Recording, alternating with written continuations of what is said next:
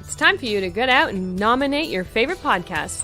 The show I want you to consider for the People's Choice Podcast Awards is The Outer Realm, and that's in the category of Best Female Hosted Podcast.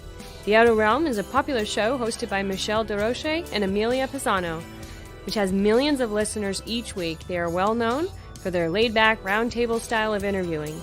Together, this dynamic duo brings you the best of the best with guests from around the world who are well-versed within their respective fields of ufology, paranormal, cryptozoology, folklore, and anything else that would be deemed outside the realm of normal. Michelle is an international public figure who has spent the last 2 decades working in the international paranormal community in research and media.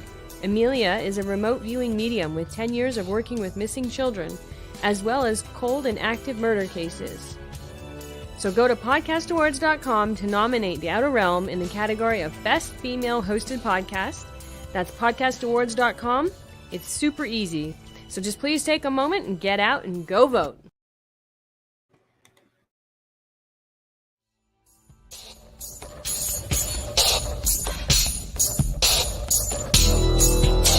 Welcome to The Outer Realm with Michelle DeRoche and Amelia Pisano. Airing live on the United Public Radio Network, 105.3 FM in New Orleans.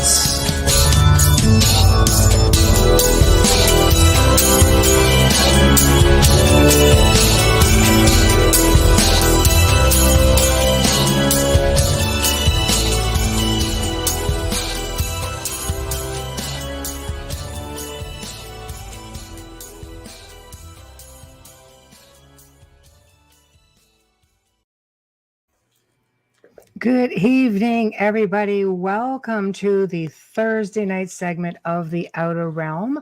We are broadcasting live on the United Public Radio Network 105.3 FM from the beautiful city of New Orleans. We are fully sponsored by the amazing people over at Folgers Coffee, who we appreciate so much because they're just like family. They are very much a part of the show. They have been with us since the beginning, and we are grateful for them, and definitely they're instrumental in The Outer Realm coming to you every single week. Also, truly grateful and honored for Dr. Snick, Justin Snicker, the sonic surgeon, who provides us with our intro and our outro. He is an award-winning composer of Halloween, horror, sci-fi, and dark wave electronic music, which can be found anywhere that good music is streaming. In the news, as you see, guys, podcastawards.com, I think we've got something like 17 days, essentially until the end of the month. So if you can just do a quick register and go and cast your vote. I have to say, whomever you want to, we have a whole really awesome lineup here on United Public Radio, but seek us out under Best Female Hosted Podcast and the Adam Curry category. Come and just show us some love. So tonight, The Outer Realm is happy to bring to you Natalie Zett. And as I was mentioning last night, she's written a book where the main character is not so much a person, but it is a tragedy. It's something that's happened in 1915. She's going to talk about this. And while innocently investigating her family's history, she came across a lot of supernatural things. And as she says, when you awaken the dead, expect the unexpected. So to chime in tonight, we are on our usual platforms. Let's see here. YouTube, UFO Gods and Extraterrestrials, UFO Paranormal Radio, Outer Realm. Facebook, we've got United Public Radio, Paranormal Radio Network, UFO Paranormal, sorry. We've got The Outer Realm, Canada's Most Haunted, News on the Flip Side, Joe Montaldo, UFO Undercover. So go and check them out. And wherever you are catching the show, if you like what you hear, if you are on YouTube, please subscribe. That really helps us a lot. And if you are on Facebook, like us up, join the group. Just show your support. We really appreciate it, and we like to interact with you all when you guys chime in. So with that being said, people are chiming in. We've got Oh gosh, yeah. Carol, Zachman, Adriana. Hello, hello, hello. This is awesomeness. Mm-hmm. Good. So I guess I should go put the banner up, shouldn't I? There we go. Whoop, hold on. What am I doing? There we go. Okay, people. There we go.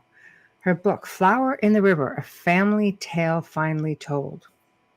This sounds kind of like, wow. I know. Right? So It's amazing how the other side just pulls you in. it does. We talked a little bit about some of that last night, So how are you today, Bubbly Boo? I'm good. How are you? I'm okay. Just found out I'm babysitting 2 more little puplets tonight because said daughter is sending over her 2. She has some dental surgery and that's it. So 2 more dogs, like it or not. Aw, that's I know. nice. I found something on Twitter that a paranormal group posted, and I thought it was hilarious if I could share it with Of everyone, course. Yeah. because this has a little bit to do with what we spoke of yesterday for investigations, and it's really cute. They have a Care Bear with a little ghosty on his belly, and it says paranormal drama Care Bear. No, you don't have drama in the paranormal, right? None such drama. And there's comments all over this little poster, and he stole it from someone else and I stole it from him. So it says at the top, my EVP is better than your EVP. Oh my word. The other side says orb. It's a dust particle. That location is too far to travel to. And then there's one that says, what do you mean that I have to pay to investigate a location? That's one thing we didn't talk about yesterday, the permits and that. And then the last one, but the funniest of all, is I can provoke if I want to. Zach Bagans does it. People, I know. Yeah, you just do that, champion, and let's just see where you end up. They were saying how ridiculous some of these things sound, right? So, oh my gosh. I just thought it was hilarious. I couldn't believe how many people of the paranormal field were sharing that on Twitter. It was really cute. But you know what? It's not even the paranormal field, like we talked a little bit about last night. Hey, yes. Michael, it gets to a point where it doesn't matter what field you're in. Everybody seems to be, well, I won't say everybody, because that's incorrect, because a lot of people, do really good research and work really hard. And I just love the people who like to coattail or piggyback on those who do most of the hard work, or who spend their lifetime, like decades, doing hard work and hard research. And next thing you know, you have somebody coming back into it and who wants to, like I said, what is integrity worth? How much is it worth? Oh, for some, you can buy them for a dime. Right. Yeah, it's pretty disgusting. There is no integrity if you can sell dollar bills at them. Yeah. No, there's no integrity. I mean, everybody needs to be compensated for time and stuff like that. Which, hi, Sammy, my niece. Yeah. How you, of course, you have to be compensated, but with that in theory and thought, think of how you got that information. Did they get compensated for it? Oh, I know. So even an accreditation is something. Sure. But when you're taking credit for someone else's work, go to hell. Sorry. In a perfect world, that would be really awesome.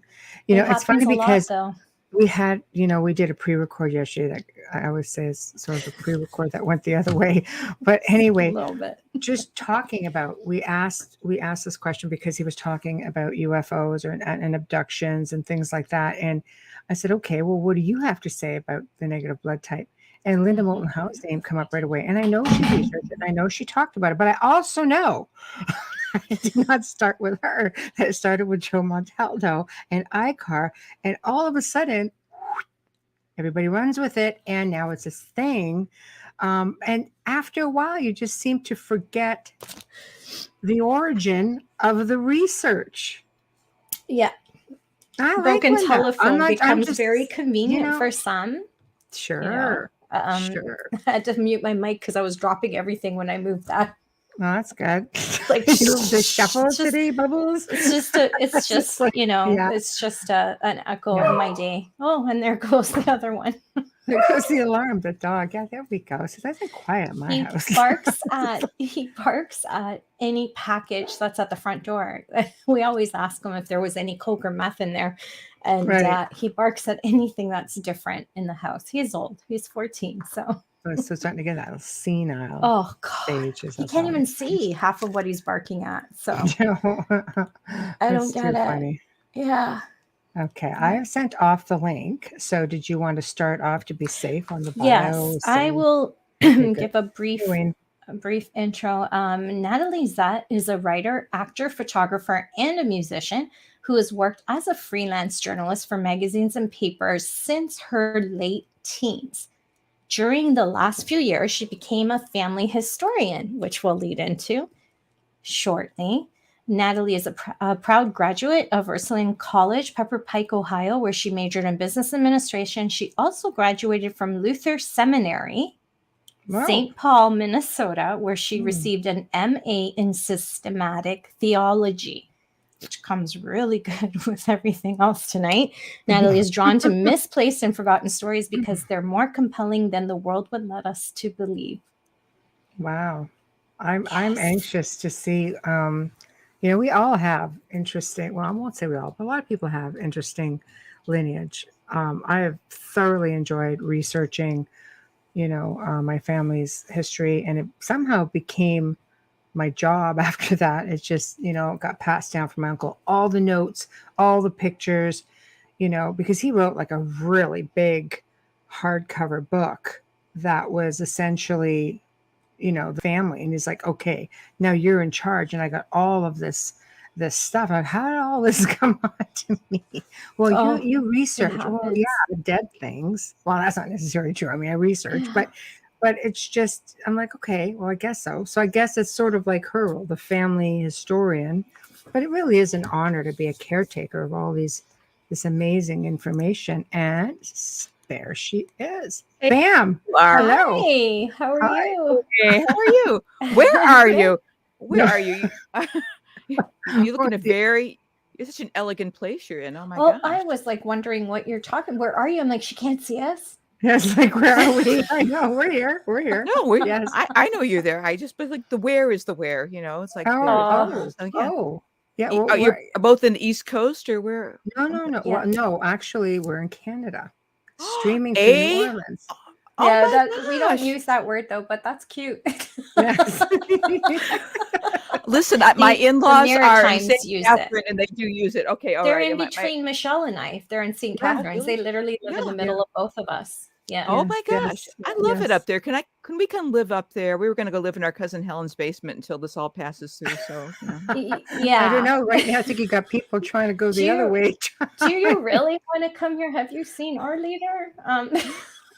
You've seen ours, okay? You've seen ours. They're not that different. The other thing is going to Slovakia, where they have a really nice woman presence where my family's from. It's like, well, it's a little bit of a stretch, but hey.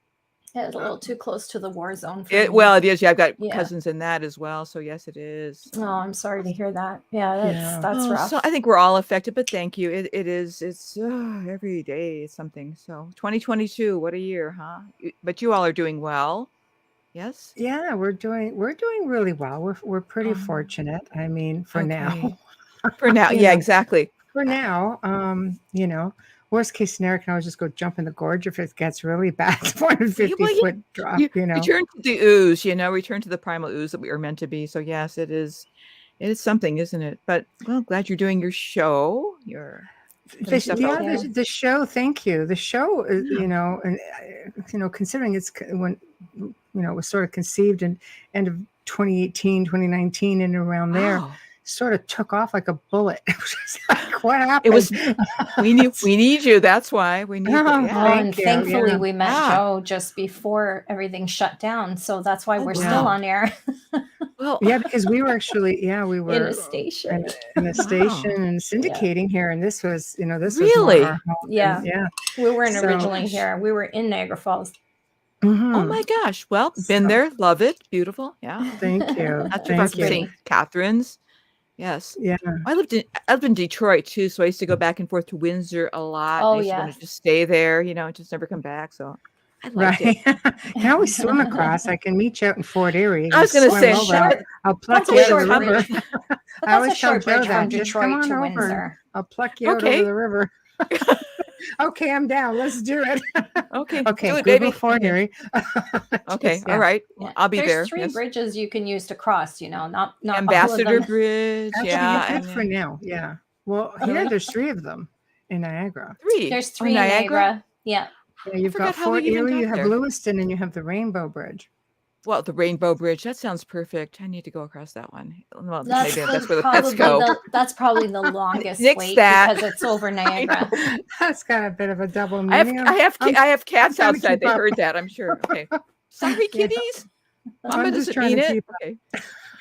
That bridge is probably the most crowded because it's right it? at the falls. Yeah, because they're coming Oh, it's so across pretty. to use Everybody the wants to see casino, the right? falls. And the Oh, I casino. suppose, yeah. I've been to Yeah. that casino. Oh my gosh, that was crazy. It was so clean. Just go to the Nexus Bridge, and I could literally just throw stones at you and just go, I'm over Okay. here. You stone me again, okay? I think that happened in other lifetimes. Please don't do that I again, think we've Michelle. all been there. I've I been think all 3 of stoned. us have been stoned. Burned not and in stoned. Depends on not the in kind that of kind of stone we're sense, but in the talking, I rocks. think, The rocks, but, yeah. people, not the weed. Yes, yes. This is going to be a crazy night, I can tell. Okay, this is good. I like it. Oh, Okay, oh, go, you have ladies. no I love idea. it. You have no Okay. idea. It's really laid back. You'll Oh, is it find. really? I love it. So we were just talking about, because Amelia was reading a bio about being the family historian, as sort of a title that it was bestowed onto myself, so I can completely Oh, you can understand. Yeah, absolutely. So what led you? Why don't we start off with humble beginnings and what led you to? Because I'm really fascinated by your story with all of this. What led you to pretty much where you are now? I'll let you take it wherever you want to start. Sure. Would you want me to start now? I can do that. Sure. All Why right, not? let's do it. Well, We're I live. could have been voted least likely to become a family historian because I kept trying to get away from my family. I come from I'm a coal miner's granddaughter from Johnstown, Oh, Pennsylvania. wow. Okay. Right. Yes, ma'am. We're from the hills. Okay. And so my Pennsylvania's dad was beautiful. well, that part is gorgeous. It really is, love but it's so poor. Pennsylvania. Oh my Yeah, goodness. It's so very poor. pretty, especially in the fall. Yes. Oh, it is. It's just that's where my heart is, in Johnstown, Pennsylvania. I love But it. so I'm from there. But my dad was a radio performer. He had a radio show, and work was not really. It was tough. So he, like so many of the people in the family, moved to Cleveland, and that's very humble beginnings, working class all the way. And so my parents, my sister and I lived in Cleveland, and let's just say I was different than the rest of the family, and I often felt that difference. And I thought, oh, I just needed to go and differentiate myself. And I had artistic inclinations. I wanted to do this, that, and the other. And when you're from that kind of background, it's like, well, who do you think you are? And it was one of those types of things where I thought, I'm not sure, but I really think I needed to do some things. I had some sealed orders I came in with that I needed to fulfill. And hey, Johnstown, Zachman, okay, with a cigar. Yes, you look like, are we related? Could be. Anyway, There so we go. anyway, Amongst family. anyway, how you doing? You want a gob? Anyway, so that's the Johnstown thing. So I wasn't supposed to do that. I really wanted to get away from family, and I started leaving at age 17, 18. I lived actually over in the beautiful UK for a while doing theater Nice. work. Yeah. And then I went to school in Ann Arbor. I was there for a few years, lived in inner city Detroit, was there for a few years. Then I kept going back because, no money, so back to Cleveland. I thought, oh no, I'm not going to work in the post office like mommy. So I finally finished my education after a very checkered life and a career. Right. And I decided to travel with a girlfriend of mine. Oh, this was like about 25 years ago, to this place called Minnesota. And I'd never been to Minnesota. And I thought, what's up here besides cows? I really didn't know what was going on. I thought they had Vikings. We have that. We have that. We have other things too that aren't rather not so great. But so anyway, I just thought there was nothing up here but farms and cows. And I thought, okay, let's, it's a getaway. I've never been up there. And so on the way to Minnesota, we stopped off at Chicago, another place where I hadn't spent a whole lot of time. And as soon as I was in Chicago, something started happening. We were maybe there for 2 or 3 days, and I started to feel weird. I started to feel like there's something about this place that, without knowing my history, their extensive history in Chicago, but there's something about Chicago. What is it? And as we traveled, you sort of travel sort of northwest through Wisconsin to get to Minnesota. The closer we got to these different little towns in Wisconsin, I kept feeling like this emotional amp up. There was not like I'm going to cry or whatever, but I thought, I know this place. And at that point in my life, even though backtracking back to Johnstown, my dad's side of the family, very colorful characters, Eastern European all the way. We're Romani, we're Rusin, we're Ashkenazi Jewish. We tell fortunes. We do all kinds of stuff, carnivals. That's that side of the family. The dead, we just talk to them, whatever. But I kind of wanted to distance, trying to be sophisticated here. These are not the people you want to. I mean, it's like when I used to think of my family, I thought, besides the fact I wanted to leave it to Beaver family, and I always say this, I ended up with the Munsters or the Addams family. They were also, when you think of Eastern European people, you think of Count Dracula and the villagers. And I thought, those are my people. And I thought, oh, come on, I wanted to be different. And so I wanted to distance from everything that I was, because I wanted to recreate myself in my image. But in the meantime, I'm traveling up to Minnesota, and I thought, this is so strange. It feels like home. And so, and so fast forward, I decided I've got to move here, and it made no sense. People said, Minnesota, it snows there. Besides the cows, there's snow. And I thought, oh my gosh. But actually the Twin Cities is very sophisticated, very fun, very with it and eclectic. And I went to graduate school up here at Luther Seminary and got a master's degree in systematic theology. And I launched a nice writing career. I was working. I had to get a real job eventually, because you got to pay for grad school after that's done. So I got a job in IT, but I founded a theater company. I was writing. I was doing all this really fun, creative stuff. And I thought, what could be better? And I saw my family. It wasn't like, I don't want to ever indicate that we had some major blow up, but it was just like, I'm sorry, you guys, I'm not like you. I apologize for being me, but I have to be me. But I thought, I'm just not like you at all. Anyway, fast forward, 1996, my father died, and he was relatively young, and it was sudden. Well, my mom that's passed in 96. Oh my gosh. Okay. It was a hard year for a lot of people. And at that point, I don't know what you felt like when your mom passed, Amelia, but when my dad passed, it opened my heart and my life up. And I felt really weird and really different. And just, it was like everything and all the stuff that I had rejected. I thought, oh, why did you do that? And whatever. A lot of guilt, a lot of recrimination. And I think that was actually fine, because if you don't feel self-reflection at certain junctures in your life, that means you're probably a narcissist, which I'm not. So it's just like, whoo. But what happened was, about a year after that, my mother's sister in Chicago, who I thought was dead, was a writer at one point in the 1930s for one of the Chicago papers. How exciting. 1930s. Wow. In the 1930s, yeah. So my mom's older sister was almost 14 years older than she. That's a story too. But so anyway, so she sent this family history to me, and she said, I don't think you know anything about your family on this side. And that would be my mother's family in Chicago. And I thought, no, I don't. And I thought, for one thing, I thought my aunt was dead. And I thought, that's how close we were. I thought you died years ago, but it's like, oh. And then I started reading what this woman had done. And you guys, it was just spectacular. So well put together, so accurate, so precise. And I'm reading about my mother's mother, who died when my mom was 3. This is why I didn't know her. But they immigrated eventually to Chicago, though they started off in Johnstown. From this group was from Prussia, Poland, and now Poland now. Wow. And the other group, my dad's family, came from what is now Slovakia, Ukraine. That's my family. All my grandparents came from these different fun areas of Eastern Europe. So they moved to Chicago for work, I guess. I don't know. And my grandmother had a huge family, which I didn't know. I had all these aunts and uncles, never heard of them, didn't know anything about them.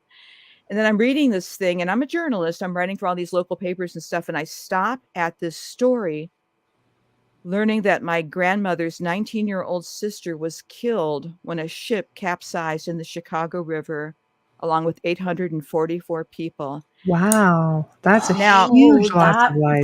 Have you ever heard of the Eastland Disaster of 1915? Yeah. No.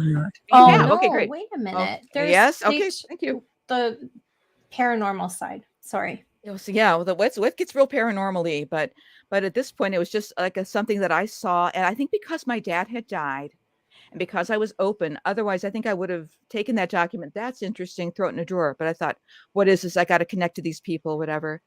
And I read about this woman. This is like 1997, 98. And if you remember back then, the internet was a thing, but it wasn't the thing it became. Mm. And there was no information about this alleged Eastland disaster. And I thought, God, did my aunt make this up? How could something happen in Chicago? I thought And you don't Chicago know loved, about it. yeah, Chicago's kind of a weird place. Everybody with knows the everything in high- Chicago. Yeah. Everything happens in Chicago. Things That's blow up right. in That's Chicago.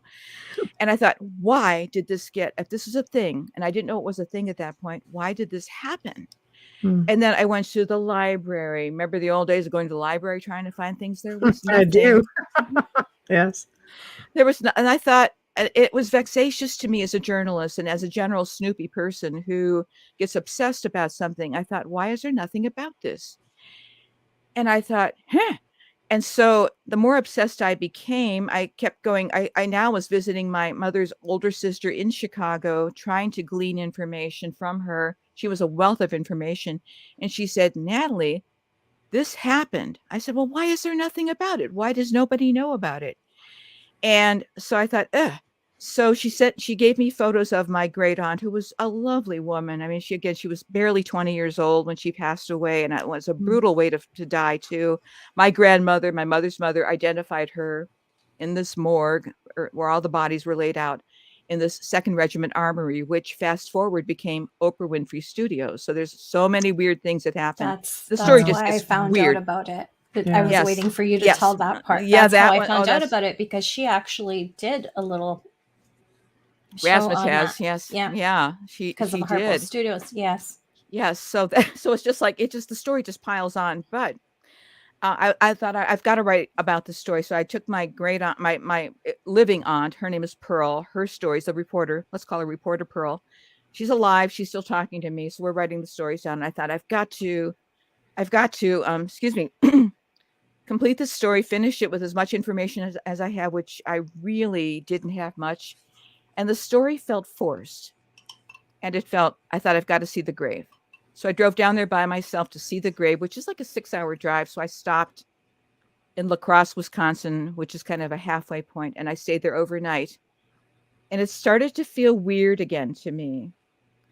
And I thought, what is going on in this room? There was like a buzzing and noises and stuff. I didn't feel in danger. I didn't feel like it was somebody outside. It was like somebody's in here with me and I can almost see them. At this point, it's like I'm not grooving on the paranormal aspects of life at all. I really distanced myself from that. And I thought, you know what? Something's going on in this room. It was like as the night went by, it was like things in the room. I don't know if you've ever had this experience where they almost like come apart, demolecularize, come back together. And I thought, oh my God. And so that was happening. And then I felt like I was being touched by somebody. And I thought, I wanted to run, but I thought, where am I going to run? There's nobody in here. And I thought, did Dad's death really take me over the edge? I mean, my mind was going this way, that way, whatever. And I thought, this stuff doesn't happen to people, except it was happening to this people right here. Mm-hmm. And so the next day in the morning, I planned to drive to the cemetery, which is in outside of Chicago in a little village called Justice, very rural. And so I woke up without an alarm. I thought, okay, that stuff didn't happen. This is what happens to me with my earlier years and with this sort of stuff. It's like I immediately say, this didn't happen. Okay, we're going to go forward. And as I drove confidently toward the cemetery, I realized it's Labor Day weekend. Is the thing going to be open? It was open. And I thought, I don't know where the graves are. I've never seen these people before. And as I went to this cemetery, it was massive. And it's connected to, if you read The Hauntings of Chicago, Resurrection Cemetery, they Resurrection Mary, the hitchhiking ghost. Yes. They share the same, everyone knows Resurrection Cemetery, but Bethania, they share the same ground. So it's huge if you've ever seen it. And so I didn't know what to do. Nobody's there. I parked my car and I tried to go up and down, up and down. I thought, I'm insane by this time. And there was a groundskeeper and I said, do you know where these people might be? He said, you'll never find them. I said, they're my family. I will find them. I thought, I don't know what I'm talking about. And as I kept going back and forth for 45 minutes, crying, by that time, no sleep. And I thought, I'm a crazy person. And then I walked back to my car and something like, I tripped over something. And I thought, was I pushed in this direction?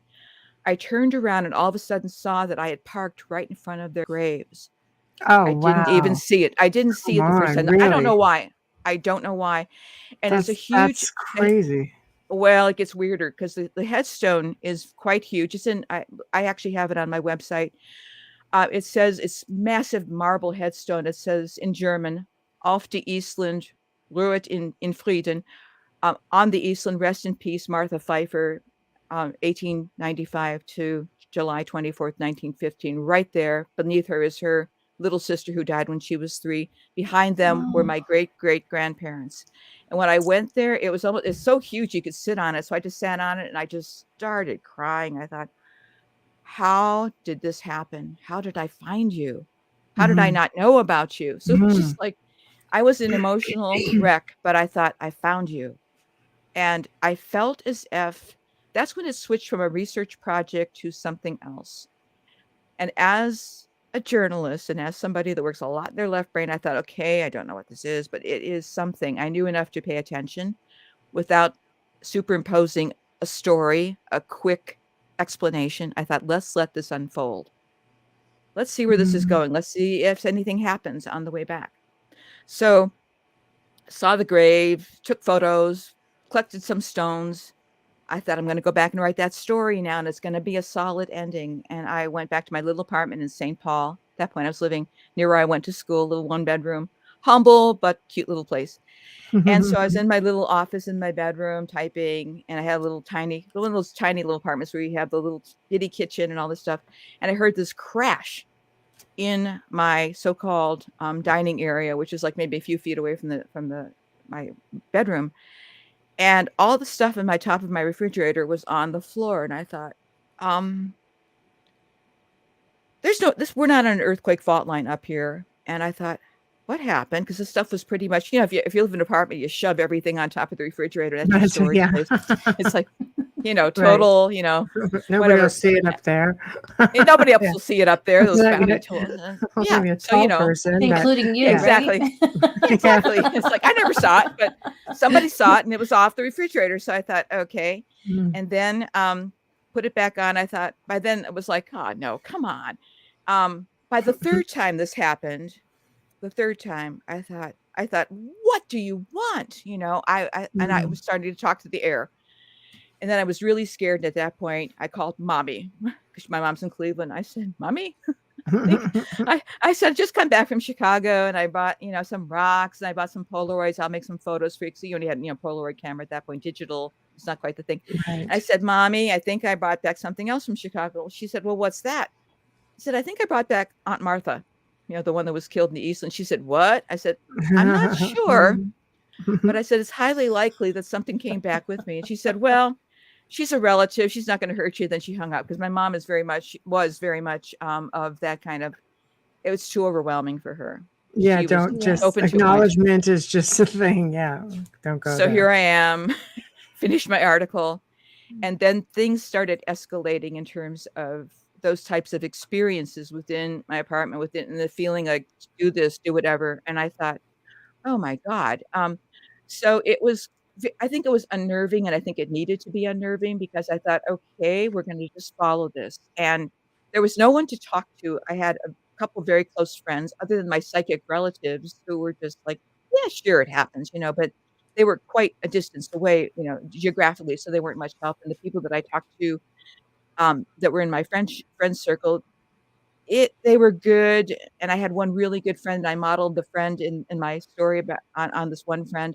But mostly I was alone, and mostly I had to learn how to deal with this on my own and go to a place where I had no guidance. And unfortunately, some of the places where there were people were a little bit too eager to explain things and too eager to kind of get caught in the psychic drama of it. I said, wait a minute, I grew up with real psychics. This is not how you handle this stuff. You handle it with respect. Right. You don't go jumping in. And I Yes. thought, okay. And I learned in life, as well as, dealing with the afterlife folks. It's like, I only want the good people coming in. There's enough clowns on the other side in my family, and the living ones. There's some living ones too that I rather would not deal with. So this is who I want to come in. If this is happening and I still don't believe it, you're going to have to guide me. And I said, what do you want? What do you Mm. want? And so the best thing was writing that article. And at that point, the little paper I was working for was not online, but it started to travel. And no one knew about this. So I didn't really emphasize the supernatural stuff because I had to be taken seriously, don't you know? But I Mhm. just talked about finding things, whatever. Mm. Right. And so I found that little article was not enough. And I began looking through the rest of this document that Chicago reporter Pearl sent to me. And lo and behold, I found something else. My great great grandmother, that's on the same line of family that I'm talking about, they had immigrated too to Western Wisconsin, about an hour outside of where I had moved. So in Hmm. other words, the familiarity that I felt in Chicago, the familiarity and the recognition that I felt when I first traveled up here, and this desire to move, I had moved to the mothership and I didn't know it. And in a weird way, one point I was telling my Starbucks barista, remember we used to be able to go out and I'd get coffee in the morning when I'd go to work. I told her this story and her jaw dropped. She said, "Oh my God, you almost made me drop the coffee." She said, you're not from here?" I said, "No." I said, "Do I look like I'm from here? I'm only 5'3" and I'm not a Viking. I mean, come on. But oh my God. She said, "Oh my God." And she said, "You're," and I found, I mean, basically I've been to family reunions. I started to contact those folks in Western Wisconsin. Most of them have passed away since this was like, late 90s, early 2000s.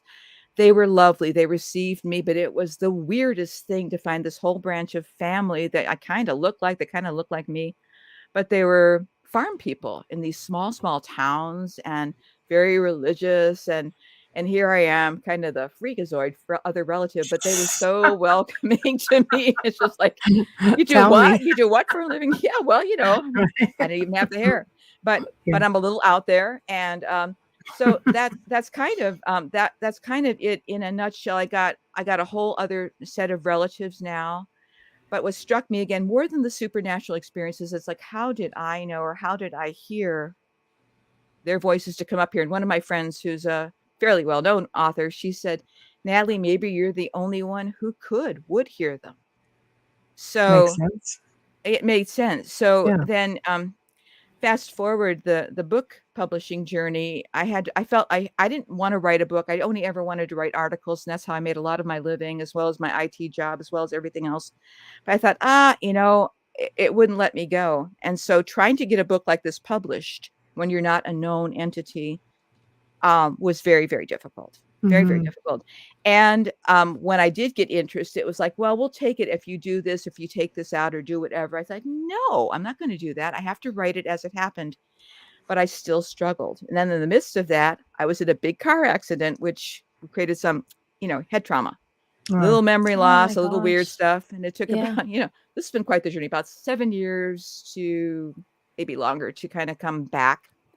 Picked the book up again, and then again, I had to I thank God I took good notes, because memory stuff kinda got a little messed up in there.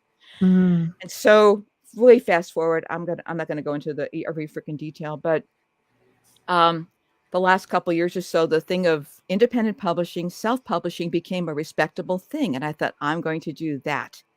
And I had no idea how to do that, but I followed some mentors, and there's some wonderful helps for that, and so I did it. And as I was getting ready to do the the final edits for the thing in December, my mother, who had been in hospice, my mom's gone to death's door many, many times. And I thought, "Oh, mom, she was kind of heading there again." But I thought, "Oh, mom, she'll be okay." Something said, "No, no, she's got to have this book." And I published it very quickly. I didn't even get the second line of edits in. I thought, "She has to see it. I don't give a damn who else sees this. It's for her. This is to Mhm. heal her matrilineal line." I said, "Mom, I did it." And she said, "Well, I hope I don't croak before I get a chance to hold it." And my mom has this gallows sense of humor, and I do too. So I published it on my dad's birthday, December 27th, got it to her, I think the second week in January, and she was dead by the end of January. Wow. Oh, so So that Wow. was the sad. most Sorry. important thing. That Well, thank you, thank you. But, and it is, I'm only now, I would have to say, the shock of publishing that book, thinking no one would really be all that interested in it, and also thinking, "Damn it, I didn't get those last set of edits in." But, somehow it's the book, what I've learned about it is much bigger than I am. It's much bigger than I realized, and everybody, if they do read it, They bring their story to it, and they'll see things that I've never seen. They'll see things that aren't even there. But that's the weird thing about it. And what I have learned, and I think given your show, the book has its own power, and it doesn't like certain people that wanted No, to get involved with it. Yes. my kind of book. I Yes, like ma'am. it. Yeah, just buy a Needless few to copies, pass it around. Yeah, well, I mean, there's one of the things I've learned through going through this process is that again, the discernment is always necessary. So if any, and I always hope and pray to Hecate or whoever I'm talking to now at this point, that those who hear the story are inspired. Don't look at mine all that much. I mean, it's a weird, quirky story. It's stuff all over the place, but look at your own life. Mm. There might be somebody back there, even if you feel like you're not like any of your family members. Whoa, what a surprise. You might find somebody. Take the time to get to know them. The dead will speak. They'll Oh. speak maybe in the small, still voice. They'll speak through newspaper clippings. They'll speak through other family members, but they do want to connect with us. Not all of them, but I always say be discerning. Use your judgment, and you do grow, and then trust that you can do this. Trust that you can even go to some fairly risky places and pull out of it because of the wisdom that you have from these people. So I always encourage people to do their own, if it's not writing, do like what you're doing, do YouTube, do whatever. And I have been a writing teacher at the Loft Literary Center in Minneapolis, St. Paul. So I do teach the stuff as well. Mm. But it's also look at your own life. Dare to go into that past. And I have found some characters in my because I became a family genealogist. That was the way I became a family genealogist, through my late great Aunt Martha, Elizabeth Pfeiffer, barely 20 years old, rest in peace, but she's not resting. And I really do feel as if she has had a hand in a lot of what's happened. I think that, I guess sometimes I clutch my heart and I think, oh my God, what would my life have been like without her? Reconnected to my family. And again, my dad's death kind of started this process in 1996, and my mom's death launched it into the world. So it very much is a family story, and we're far from, you would even call us normal, let alone perfect. We are the Addams family. We're kind of a bunch of kooks, but we are who we are. And I've been able to connect with so many other family members. And because I do genetic genealogy as well as record searches for people, I've been able to find people for people, long lost families. That's fantastic. Yeah. Well, thank you. And that too comes with the need for a lot of discernment. I oftentimes find things about people that it's like, whoa, when I'm working with somebody, it's like, okay, I found some things and I'm probably going to find some more things. Be prepared. Even as I don't know if you all have done the DNA test, but even as I was doing those and my mom was still living and still fairly functional, I said, Mom, we might be finding out some stuff because Dad was a handsome radio star before you married him. And she said, Brace yourself. that's okay. She said, if we do, we're going to be nice to whoever we find. And I haven't found anybody quite like that yet, but I think I just tell people expect the unexpected. Oh, absolutely. Yeah. And so that's in a nutshell.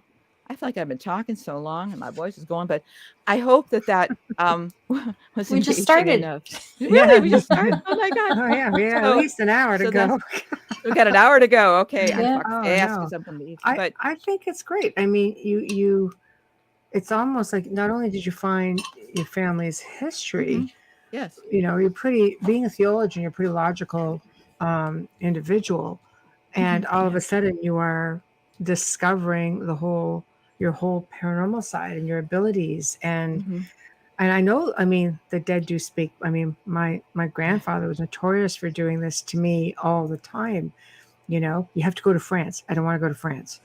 You got to go to France. No, I'm not going to France. I go on a vacation. You're not going to France? No, he's dead. No, I'm not going to France.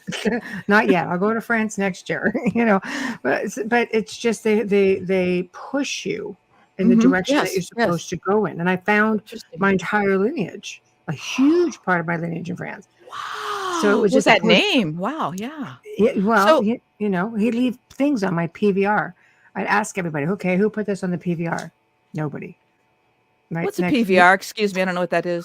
Sorry. When you're I guess it's like a recorder, but Pre-recording. Oh, okay, Yeah. okay, recording okay. on for your Personal television. video recorder, Yes. I Oh, think. thank Yeah. you. See, I'm just so out of it here in the Twin Cities. Me we too. just- because I No, was no, no. tongue-tied in You house. probably Really call found it. Yeah. You probably call it something else in the Some U.S. Canadian ding to American. Yeah, Okay, maybe. Yeah, thank you very much. that's all it is. PVR. Now I know something. Okay, continue. I'm sorry, Michelle. No, sorry. But the following time we connected, I'm like, did you leave that there? And his response was, now she Wow. gets it. Well, thanks for that. You have to This is bully me. awesome. Yeah. Oh, it was amazing because everything that was Wow. on that program was a big push into everything. I do believe they reach out. I believe that the dead, leave signs all the time, and the living just Mhm. fail to recognize a sign, Mhm. fail to Mhm. pay attention. Life gets Mhm. busy, you get pushed into different directions. When you were feeling these feelings of, there's something with this place, Mhm. Mhm. you were connecting to it, and did you know that you were making a connection, and did you feel you were being pushed into, picking up on all of this? Or was it At just this, like, I don't at, feel right here and I don't know why? yeah, it's. You're asking really good questions, Michelle. For one thing, when you said push, that resonated with me. It was almost like something was behind me. That first trip to Chicago, when I didn't have the background, I thought it was something that made me very uneasy, but not in a creeped out kind of way, like, oh, Right. because I loved Chicago, but I thought it was almost as if Chicago was speaking, if that makes any sense. Sure does. And I slowed down. I thought, there's something about this. It's like, I've seen this before, though I'd never been there before. Hmm. And it was uneasy. And it was almost like, and I can say this too, and I can back up a little bit. It was almost like, pay attention. This is going to come in handy at some point. I should tell you one other thing. When I was at seminary, I had a lot of student jobs. I was a writer. I did all these, weird student jobs that you do. I worked for an adoption agency in St. Paul. Hmm. And my job was, because I was a published writer, I'd get these jobs. You can write stuff, right? Yeah, I write stuff. So at that point, they had opened records for people. So if you were a birth child or a birth parent, you could get the information on your child or your parents. No identifying information, but I would take the records and I would write the biographical information for people. So say a birth mother was looking for her child, what happened to them or whatever, or most of the time it was a birth child looking for their parents. Every frickin' time that I did one of these, the child followed the path more or less of the parents. And again, this was well before 1996. And again, it was one of those things. I thought, God, what a strange bunch of coincidences after the 50th, 60th time. And I thought, at that point, even though I had gotten away from my family, didn't want too much to do with them, wanted to be myself in my own bubble of fun friends and everything, that maybe there's something to this. Maybe this whole, nature thing is more powerful than I realized. But I remembered that when I was putting the book together, I remembered when I started to put things into place, I thought, oh my God, I followed a path that I had no idea about. So I guess one thing is not unusual, but very few people talk about it. There is a writer, former Hollywood actor called Hank Z. Jones, who's written a couple books about paranormal experiences amongst genealogists. And most common one, I should say, is finding the graves of people that you've never been to the cemetery. And I told Hank, I said, I thought I was special, but I guess it's not I'm not special, damn it. Anyway, so we think you're special. I think you're special Yeah. too. I think so. Can I just interrupt for 1 second, because there's a comment I just want to address. Kathy Lampert. FYI, audio is choppy in parts. Have to read closed captions. That, Kathy, would be on your end or Facebook's. It wouldn't be from this end. No, we're all good at this end. We're all clear. So if you're having a problem, maybe try another Facebook page or come over to YouTube and watch it. Yeah, nobody else is reporting anything either. No, so. no. Okay. That's usually when there's a cutoff like that. That's usually on the receiver end. It's usually your connection, your internet, or just restart that page. Okay, sorry. Wow. I just, because she's been there for a while. Yeah, I want to address that for sure. That's okay. Hope she can get back in. Yeah, I know how that is. There's 8 different places she can be at. So wow. Yeah, so we do aim to please. That's just the live. Yeah. Yeah. Wow. Archives are 200 and something. Yeah. Whoa, So there it we looks like go. it's just us, which is interesting to me. But Isn't I it like that weird? feeling. Yeah. Yes, it is very weird. Guess what? No. Okay. Thank you, Kathy. tell me, Thank you don't for tell me. letting us know. Thank you for telling us. Yeah, good luck, Kathy. So why do you think that when you were digging into this history, Mhm. did you find out why this accident happened and why you couldn't find anything about it, or Oh, human that I did. error? Or just, This About the is a capsizing mystery. of the boat? The capsizing of the boat. Well, why? Well, here's the thing. Why did it happen? Okay, so okay, I'm also from Johnstown, Pennsylvania, which is known for one thing too. It's big flood in 1889, right? So there's a yes, theme in the yes. family. Okay, wherever we are, some people won't even travel with me because of this, but um, that something happens. So with the Eastland, it was one of 5 ships that Western Electric. Do people know Western Electric anymore? Because I realize your mom I has think been we around had for a that. while. Okay, it Yeah. was like the equivalent of the Silicon Valley at one point in the late 19th, early 20th century. I mean, films, electricity, light bulbs, phones, everything. They were the be all end all. They had a big, massive plant, which was like a city in Chicago in a big area called Cicero.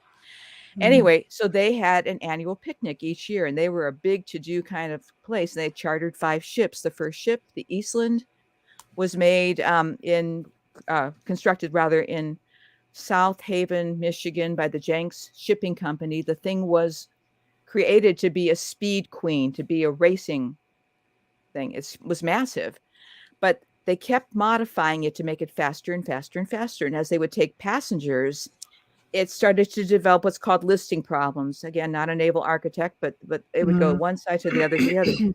And then, Stabilizers. they had the ballast and stuff, but here's the other things that happened though to it, which is just, if I die, I'm going to go chasing these people when I find them on the other side.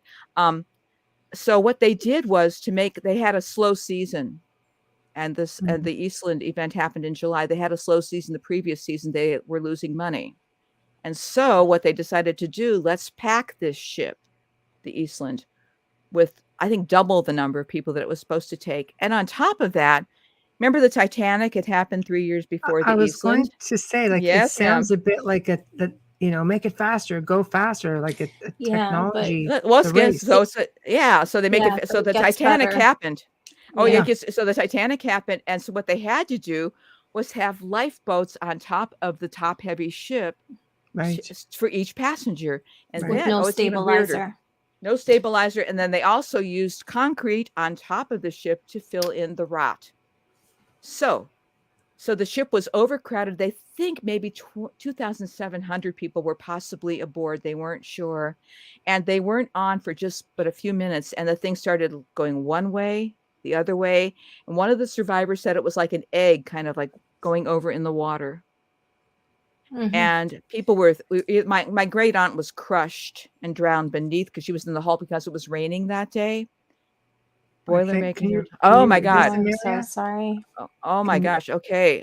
There were people that the crew jumped. They knew something was going to happen. They escaped, but then there were these heroes that came who were drilling holes in the side.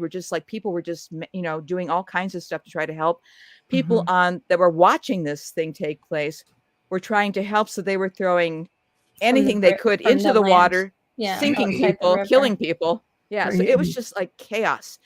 And because everybody was leaning to one side to look, that didn't help either, because it was too many people. So they actually helped destabilize the ship. They stabilized the thing. And I think it probably would have happened anyway. They said that was like people going to one side, but yeah, I think it was just doomed. Again, those lifeboats, I have in my book, the Titanic helped kill the Eastland because of the freaking lifeboats. Right. So it's a very true statement. And there were so anyway, it was just a matter of seconds, and all those people, the Chicago River was just a cesspool too. So that was the other problem. So when they were thrown into it, Terrible. Yes. it was, there was just so many things wrong. So that's why it happened. There was there were huge trials, and it's been a while since I've looked at all. To be honest, they're kind of painful to watch because it's like, oh my God, everybody was finger pointing. But there were definitely people on the take who got For what they sure. wanted and they Sad. walked away, right? Yeah. For The sure. Red Cross helped. I got the Red Cross records, and they gave my great grandmother and the surviving children. My great grandfather had died about 18 months before my great aunt was killed too. So her husband's dead. Her oldest daughter, who was a wage earner for the family, was killed. Mm. It was just bad news. So the Red Cross helped. There was some kind of Eastland Society that Western Electric had set up, or Eastland funds, excuse me, that Western Mhm. Electric had set up to give some money. I don't think my great grandmother and the children were poor, but they certainly weren't wealthy. But the Mhm. question why the Titanic has however many movies and there's no Eastland movie yet, I think a lot of it Yeah. has to do with class.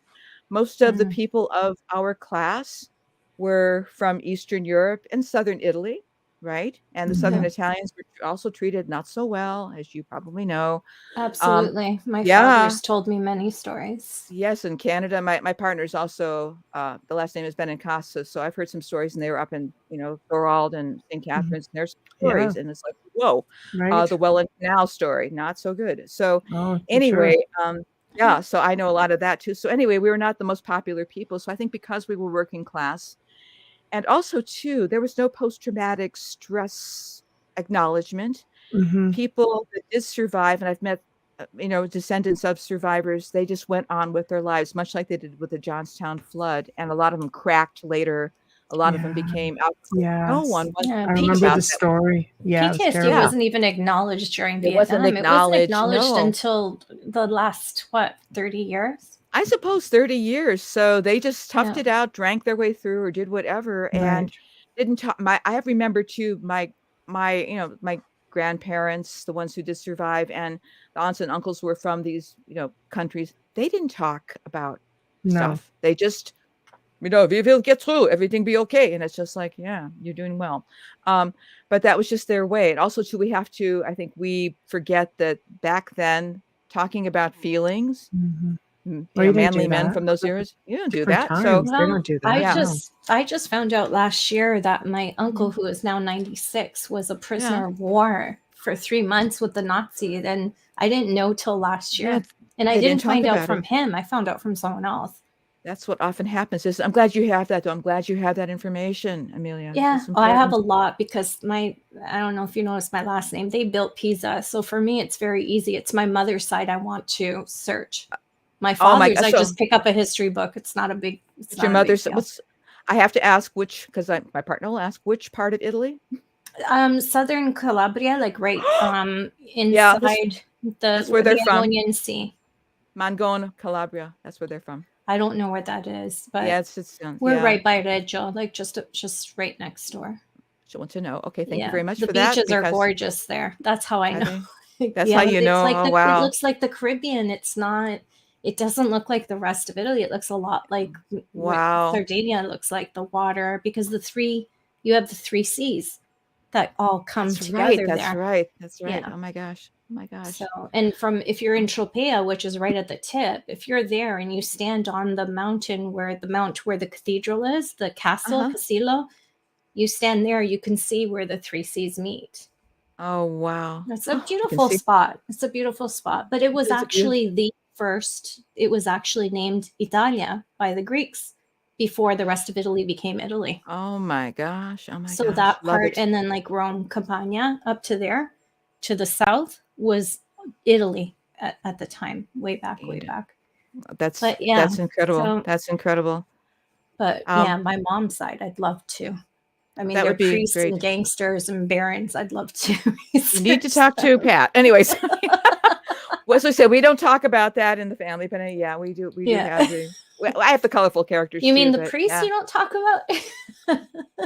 That we definitely want to talk about, but the other ones, it's like there was big business, as we say, going Yeah, on. there So is. There is. All of Europe that's is okay. like that. Oh All of yeah, Europe. Eastern Europe. I mean, Yeah. God, we all have the big business. But what's interesting about your Italianness, before I met Pat, before I moved up here, I made my main character. Well, my main character is basically, in a sense, me, but the sidekick, the friend, is an Italian woman because Oh how my could she be? gosh. My closest friend was when in Cleveland was a woman called Lucky D'Angelo, I and I made love this character. that. I know you know that. So I said, look, I love look, that name. and she always yelled. She was always, her normal speaking voice was a yell, Yeah. but she was, so that's who I based. She's passed on, but Oh, I I'm had to sorry. honor her and make her, because she was that kind of friend. Yeah. The close friendship that I experienced growing up in Cleveland from these different Italian people, I thought I have to make the friend Italian, even Oh, long before I that's met my sweet. partner. Had to. Yeah. It just was. So yes, all these That little is things, so how they sweet. converge. Yeah. And her Well, name was Lucky? her name was Angela D'Angelo, but she was Yeah. Lucky. Yeah. It was always a yell. Everything was, she yelled everything. But she That was is so my funny. defender. She was my fierce defender, and she was just a Yes. great friend. Yeah, she Oh, was. yeah. Southern Italians are pretty Oh yeah, tough. oh Yeah. yeah, and tight and loyal. That's the thing. Yeah. So Yeah. anyway, I don't know. I find it flies all over Europe too, but yeah, it's a yeah. different, it's because they're all hardworking families, right? They come from farmlands and all Yeah. all Yeah. labor, and it's just a different lifestyle in the South than the North. Yes, it is. It Yeah. is very much like Eastern Europe, where my family's from. But it does. I think because of the humble beginnings, not to say that the extraordinary things didn't happen. The Eastland got lost for that as well. I think that's one of the Yeah. reasons. But again, I always like to have an answer, but I don't. I think that's my best guess. Working class people, we're not. There is a class system. Even when I was living in England, it's like, yo, you don't have a class system. I said, oh yes, we do. And if you're not from, that level, you're treated differently, and you have to kind of like scrape your way up. And then sometimes your own people will say, like my parents, who do you think you are? It's like, so there is that struggle that has never really left. And so I think that's part of it as well. Can't really prove it, but that's one of the guesses. And again, because of the trauma, because there were no celebrities, again, unlike the it kind of got Titanic, lost. who had the ashes. Yeah, exactly. Yeah. And celebrities get treated differently, even if they're kind of celebrity-ish. I believe even the architect of the Titanic was a bit of a celebrity himself as well in his field. That's true. Yeah. Yeah. So those are my speculations, and it's just hypothesis at this point. But the ship obviously went on to have another life. It did, as a Willamette, yes. Because of Dolly's comment about her father's father being a boiler maker to re-equip the boat for the Navy. Yes, I think it got decommissioned in 1945. It was the USS Willamette. So they kept quite the life. Yeah, it did, with all the ghosts and everything else that were in that thing. It probably cost too much to redo it too. Oh God, there was a lot of mistakes made with that. Yes, it was a training. I think a training vessel. So isn't that nice? So that's well, it is a main character though. I mean, I sadly I wouldn't have had a book without that thing, but I thought it's also a way of claiming that thing as part of our history. And my grandmother too, I think she died of a broken heart when my mom was 3. She left Chicago to go back to Pennsylvania to marry my grandfather. This was her second marriage. Had my mom, died 3 years later. And I think she wanted to escape because she had to identify her sister. She had to deal with this stuff. So it's just like, but even without that, the trauma traveled down. Both my parents were born into tremendous trauma, and I'm amazed that they did as well as they did, both sides. And so it travels down to me, and I don't know what's going on. It's like you just kind of see the symptoms of something. But the healing part for anybody that starts to go back, you start to see what happened. Maybe not. Sometimes situations are not worthy of forgiveness. It's like, what? If there's some real scoundrels, it's like, but at least you understand and you stop blaming yourself. It's like, no, you're this way for a reason. And it's not because of anything other than the fact. My dad used to always say, it's in the blood. It's in the blood. Well, it's like DNA. It's like imprinting. Yes, it's imprinting. I think that's a great word. Yeah. And it's like, and when you know that it's imprinted, it's like, well, wait a minute. My mom's father was involved, let's just say, in some not so cool activities during World War II. I mean, even though he was living over here. My dad's side of the family is we have Ashkenazi, and my grandfather was, let's just say, the opposite of that. And I thought, you don't have to make that choice. When I tell the story, it's like, you don't have to choose to be one of those people. You can choose to be loving and accepting, because we are so many things. So if nothing else, many of these people serve as bad examples, and you can look at them and just say, oh, no way. And so they are instructive. So to me, it's like, bring them up, bring them forth, talk about them, tell their stories. I give more airtime to the fun people and the interesting people, but the other ones help make us too, and they're in They've us. all got a story. They all had a Oh part to yeah, play Yeah. they in the do. journey, right? You have to be Right. grateful and thankful for every experience. Whatever, and you take that experience and you remake it and twist it and do it, put your spin, and Absolutely. Perspective's everything. and it creates a healing. And I don't think healing is an arrival as much as a series of steps that we go through. And it's like, I don't think you ever land, but you can feel a lot better about things. And if your oddness, your strangeness. I met a long lost cousin a few years ago, and she used to think I thought I was so weird because I wasn't like, she didn't know of any of us. And she said, I thought I was weird. And she said, but you guys, you're all weird. I said, yeah, you're like us. You're a wacko. Embrace it. Embrace your insanity. How did you feel Make it work for in that? wackoness, How did you feel in that moment, Natalie, when she said that to you? Like, how did you feel? Did you feel like perfect. you were home? Oh yeah, I think she felt like she was home. It was good to give her that because it was hard for her. It was just one of those unacknowledged situations. And actually it was, again, she had a son who is one of those people who also seems to hear the voices, and he not through DNA, that came later, but he constructed a family tree because he was so driven and so curious. And he's a wonderful, wonderful person. I'm so glad he's in our lives, but he brought us all together. So it's just like, it's nice to see it go to the next generation after me. Cause it's like, who's going to pick up the torch? This guy, so it's just, but I think it was healing for all of us. But at first it can be shocking. At first it can be upsetting. At first you can get so angry. It's like, well, why didn't you acknowledge me?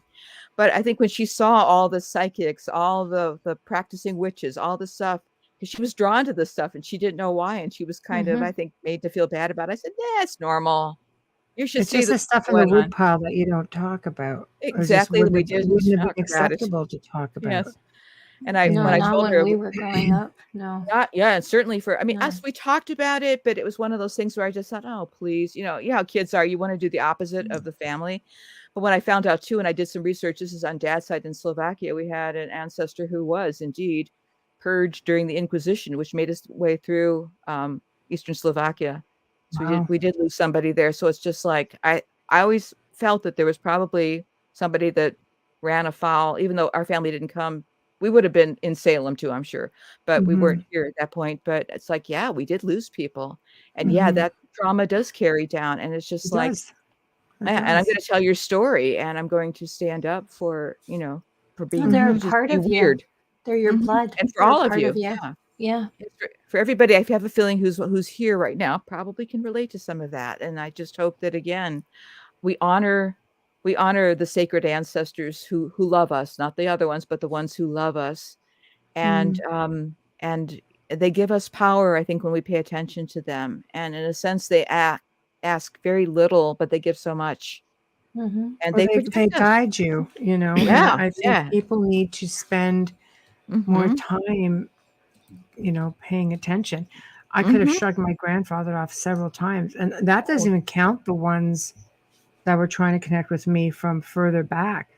I've had people from other lives trying to, come through, and I'm just like, I don't know who these names are. Like, and I apologize. I feel really bad. Like, I'm very sorry, or somebody from like way back that I don't have recollection of people, even from my family that go way, way back. And, but I mean, again, you go working in this industry, I have a lot of, gifted people who would say, hey, blah, blah, blah, blah, blah. These people trying to connect with me. I don't know. But I mean, my ancestors. Yeah, that's fine. but yeah. And eventually when you dig, knowing what I know now, I'm like, maybe I shouldn't have. I mean, I was not very harsh, but I feel bad because I really didn't have anything to contribute to the conversation aside from thank you for reaching out. That's great, though. It's welcoming. It's gracious. I always say, treat the dead the way you treat a living person who's well-mannered, of course, Leave the stuff on my refrigerator and we can talk, don't bug me. But I think I'd never see it because I'm 5'3" too. So like my fridge is tall. We have a smaller fridge now, but that stuff's not allowed to happen in this house. But I think that I think the whole thing about, I don't think of, to me, there's nothing super about the supernatural. To me, it's completely natural. And it's just like, don't get all some of the folks that when I was trying to get answers to this, I'd go, we have a lot of really good psychic folks in the Twin Cities. And there was one who was holding these classes, and she was wonderful. She was every bit as good as any of my relatives. But some of the people that came, I think they wanted something that couldn't be gotten in a situation like that. They needed deeper help rather. And a lot of it is part of this journey. It isn't glamorous. It isn't fun. It's painful. It can upend your life. And it's not always about the high that you get from, oh, there's magic. It's like, yeah, there is. But, you got to go through the valley sometimes, too. And that's also part of it. And the strength that it creates inside of you. I think that's the most important thing. And the maturity that it does require and the stability that it requires, I think, to do some of this stuff. I think some of the people just didn't want to go through all that. It opens a door to a different world. Oh, you yeah. have to be prepared to step through that door. Yes, ma'am. And take everything that comes at you.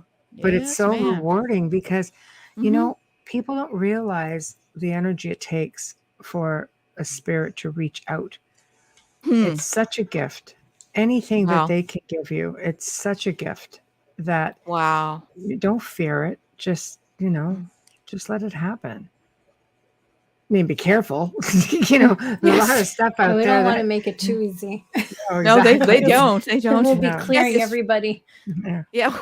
But, well, yeah, exactly. But to your point, though, you're absolutely right. It is about that. It is about discerning. It is about setting up, I don't know, boundaries. And maybe that's the best word for it, but not walls, but boundaries to just say, no, absolutely boundaries. Absolutely. And you do that with the living people too. And again, as I've learned, as I alluded to, this book seems to not love certain people and other people it doesn't like. So it's just like, and why do you think? Why do you think? I think that's a curiosity. It's a curiosity to me too. And I'm struggling only because this is a new awareness that I've had. When a person becomes, something, I mean, I'm very introverted and I'd rather just, Michelle Freed said to me, what's your goal? I said, to become an elderly recluse. I really that's my goal. I don't want to talk to anybody. One of those eccentric old birds, aren't you? you? Yeah, yes. You throw rocks at people like Emily Dickinson. But again, certain things that in activities that I've engaged in my life have drawn people that are interested for not good reasons. And so it's just like, and I'm fairly, I'm part of my family, so I can discern certain things. But when it's somebody who's close, when it's somebody who I'll let my guard down with, in some ways I hadn't recognized. There was a certain situation that happened recently. I didn't really recognize it was happening. And there was a way where this person who wanted to be overly involved with the book process or whatever, it was almost like every time this person would try to get involved, things would like blow up literally. And it was just like, they couldn't figure out what they were supposed to do. It was like, I thought it was like, there was a scrambler happening. I thought, wait a minute. I stepped back. I was looking at it from just the logical point of view. I thought, well, this is logical. Here's what you have to do, blah, blah, blah, blah, if you want to be supportive or help or whatever. It was almost as if the language was being, and I can't prove this, but I have a feeling somebody else had a hand in it. And my partner always says, there's a way where Aunt Martha does not want certain people involved. Okay. And that's it. And she makes it very clear that this person was not going to be involved. So it was almost like not a harmful thing, but it was almost like almost a trickster type of thing where, I'm going to pull the rug out from underneath you. And it was also when I recognized the other things and I stepped back and I saw what this person was doing. I couldn't admit it to myself. Then I admitted it. It's like, okay, no harm, no foul. We got out just in time. We got to put some distance between us. It was it was that small, still thing that happened that I probably wouldn't have noticed even, a few years ago. But I thought, wait a minute, this thing. So I think it has more power than what I realized. And as I'm doing the audio now for it, anytime I read it again and again and again, it's like something happens. And it's not always an emotional thing, but I can feel like a charge, even when it's the most frustrating, awful experience. It's like, it's damn microphone. It's whatever. It's just like, there's the technical stuff what we just went through with the audio and stuff, but there's also this thing that seems to happen that seems to pull me upward. I don't know if I'm making any sense, but that's kind of, it's kind of, to you guys, I'm glad, but I'm in the midst of it. I'm in the midst of this discovery. So the book I think it has more to show me and hopefully other people as well. But that's my experience of it. And my experience is it's loose. It's in the world. I have no control over it. But it doesn't I think it wants to be a force for healing because so much injustice, not just for Aunt Martha, but for the 844 and their families and their descendants. I always say, memory eternal, in honor of all of you, I stand here for you. I really do. So beautiful, because you're the only one who's done that. Do you think maybe they need to get moved over? No, Do I you think mean, that's why that you have this book, this story that they can Oh, go that's a to. particular story. You're the only person who's done that research, that work, and it probably means a lot to so many people. I hope whose so. I hope descendants were so. on that boat. Well, I yeah, hope there's a so. lot of families involved when you think about Oh, how many yeah. descendants Oh, came from yeah. 800 people. Exactly. But do you think Mhm. they're having these issues from unfinished business? Do you think it's because there's so many here that are stuck that maybe need to be moved over? I don't know. I think here's the nice thing that has happened. I should say there is an Eastland Disaster Historical Society. There are a lot of good things that didn't exist when I started doing this. So there are helpers on the way. Are there Right. people who are stuck? I don't think when I was thinking about that whole thing with my aunt, I thought, why is she throwing stuff off my refrigerator? Why is this happening? I think not so much stuck. I think it was a choice to want to be Right. heard, to want to have that story told. I think, honestly, I'm not an expert on dying because the closest thing I came was that car accident. I don't remember much of it. But I think people have unfinished business, let's put it that way, that Sure. kind of continued with me. In other words, I think it's the same DNA, hmm same talent, same family. So I think in a sense, she's outside of me. They're outside of you, Michelle, Amelia, but they're also inside providing the guidance. So it's like, are they really stuck? I don't think so. And maybe the ones that are in that condition, maybe there's something more to it. I don't know. But for my Well, immediate sudden death family, sometimes leaves people I confused. I They know. bounce Yeah, out of their that's it. body. They don't understand. A lot of Yes. children too. Yes, the Yeah, children. I A lot of just don't children know are stuck because they don't understand what's happened, and what's happened to they're them. still on the same loop, the same time. Oh gosh. Do you So think it's they an don't imprint know. or is it a real thing, or do you think, I it mean, a could real be a thing? It's replay. It could be an imprint. that's But what I meant, because I don't know enough about that. I know of it well, because I've read it, but I just don't know enough about it. But hey, I'm open. It's like I want to ask that question now after well, we depart. I want to ask that question of them. think I just of don't know.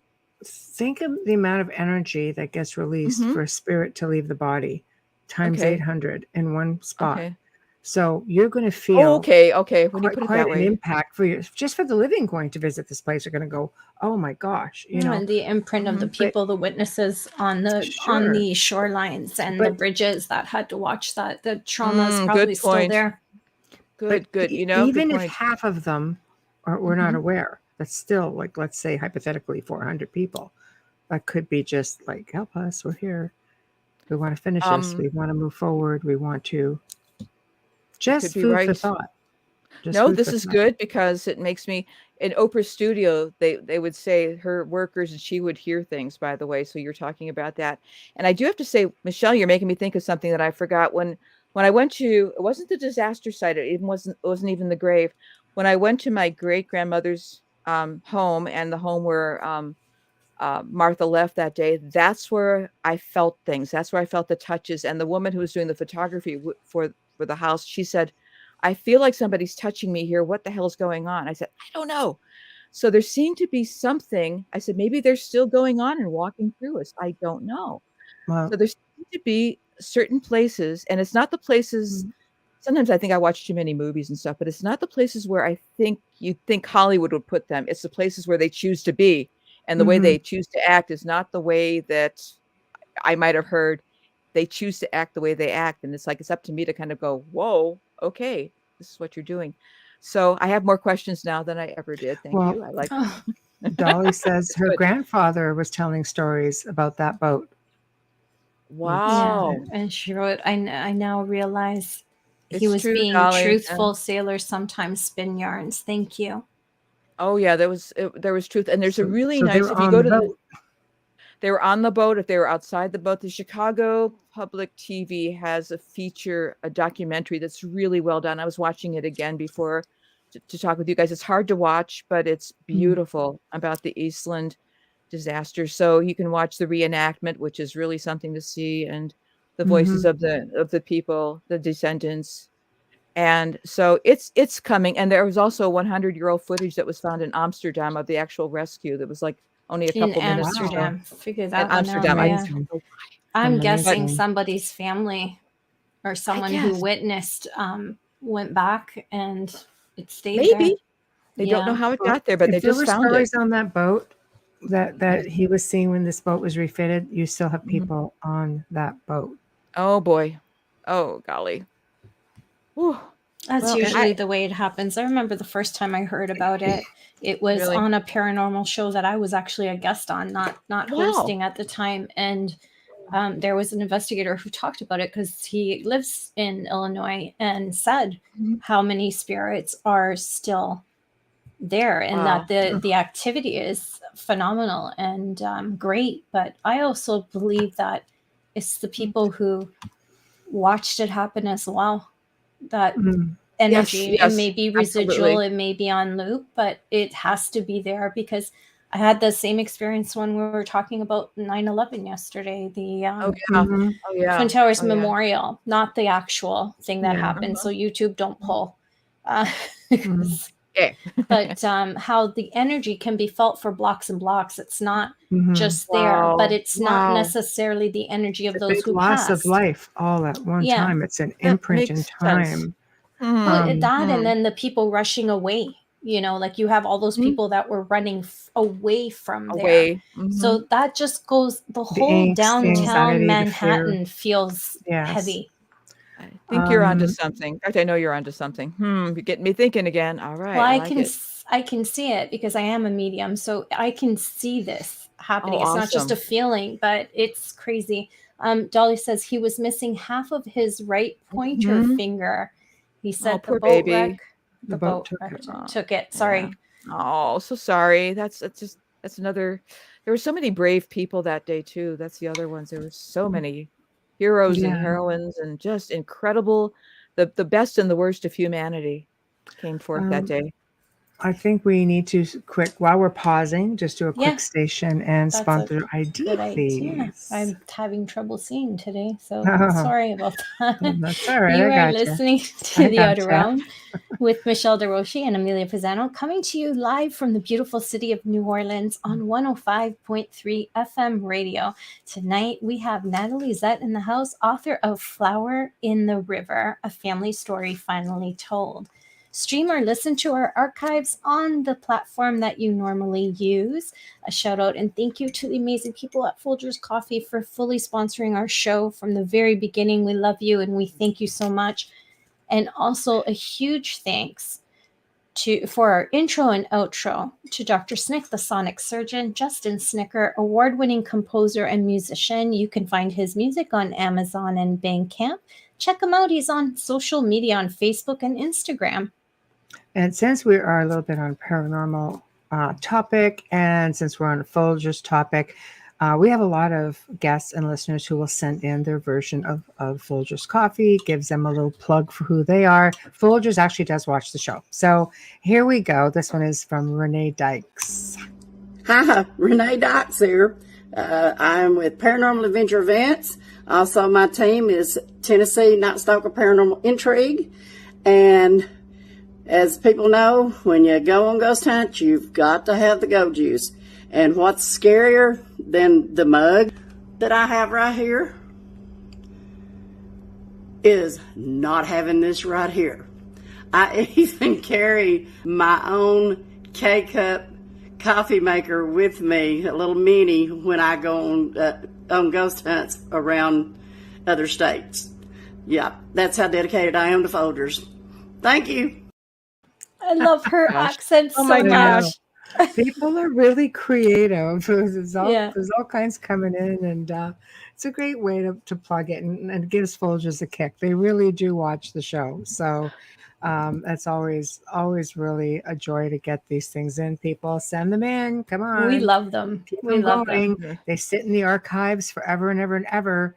And I know just our SoundCloud archives go into the hundreds of thousands, sometimes millions, and I love never Renee's goes accent. away. I love her accent. I can't get enough of that Southern drawl.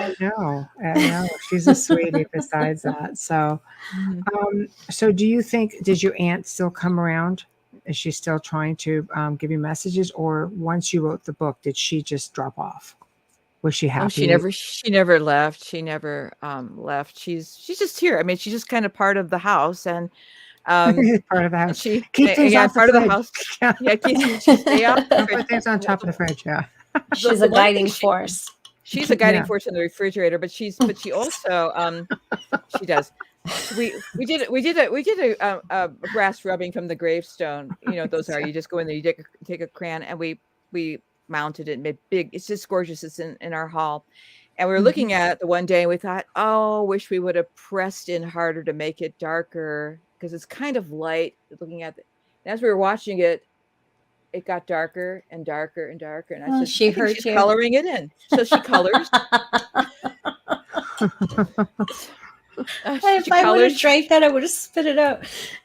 Use your Folgers now, young lady. So anyway, That's it. so there you go. So That's she it, did exactly. that. We She spit hangs the out. Folgers out now. Don't spit the Folgers out. Don't tell them. It's a good way to use yourself a sponsor. I'm just saying, Put it normal on people would be looking at international that radio. going, what the F? You're like, oh, I know. that's really cool. Thank you. Anyways, Did you say Oh. thank you? oh, thank you. Yes, thank you. So that's, and she hangs. I think that they never. I mean, she's in me. So does she ever leave? Well, no. She's the DNA. We are sharing the same blood, Mhm. and I think with all of us, like your French folks, I have some French folks too, by the way, and so I think that they're always with us, and it's just but I don't feel the drama because I think it's integrated. I think after the drama comes the integration. But again, there was an uptick. I think when somebody comes around who's doesn't have our best interest at heart, then there Mm. seems like a lot of activity. And again, the scrambling messages and things like that. And she offers, I suppose, protection where, Yeah. you know, we don't, Well, I don't it's necessarily want to family. see it. Yeah. She's finally Absolutely. with family, Mhm. and she didn't Mhm. have a really long go at it. Let's face She it. didn't have a right? long go at it. So she continues. And now she's you know, basically mastered her throwing skills. So it's just like, person better not try to do anything. So Throwing skills. boom. Anyway, so like thinking of Piper on Charm.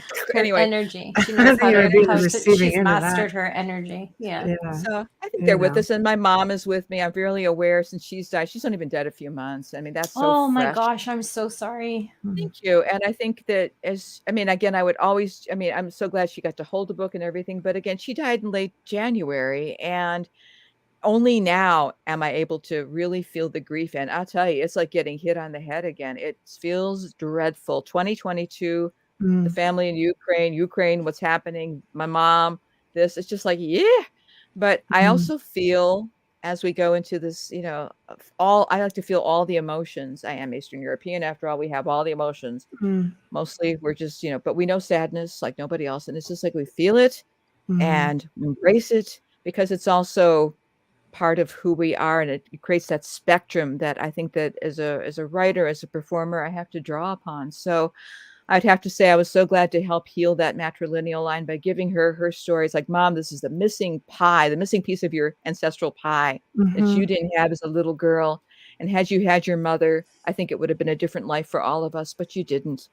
And Right. thanks in large part to the Eastland that there was Right. so much loss for us. So I gave it back to her before she passed. And I think that's the best, you know, in a sense, it's like, okay, I can relax now, but I really can't, because it seems like there's more, you know, being asked of me.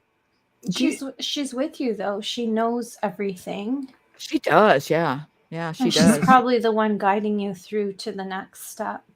She's getting me through. And yesterday I got a reminder to call Mom. It was from the old days when I would call her in the hospice. Mhm. It's like, Yeah. yesterday I thought, okay, I'd like to, you know, but I Yeah. felt like she You was still there, can. you know. You Yeah. still Oh can. yeah. Yeah. You know, Yeah, for sure. absolutely. You still can.